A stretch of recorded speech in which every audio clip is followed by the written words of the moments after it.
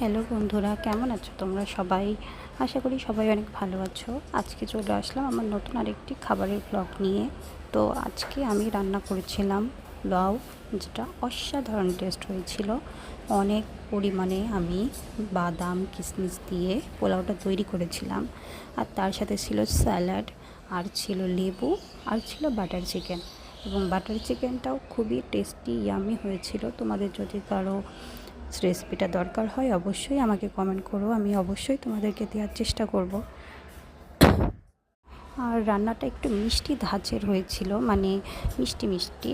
আর সাথে দিয়েছিলাম কাঁচামরিচ, যেটা ভাতের সাথে মেখে খেতে জাস্ট অসাধারণ লাগে। আসলে এই কম্বিনেশনটাই খুবই মজার। মূলত একটু মাঝে মাঝে ভালো খাওয়ার চেষ্টা করি, ভালো খেলে মন ভালো থাকে, ভালো ফিল হয়, কাজের প্রতি আরও আকর্ষণ বাড়ে।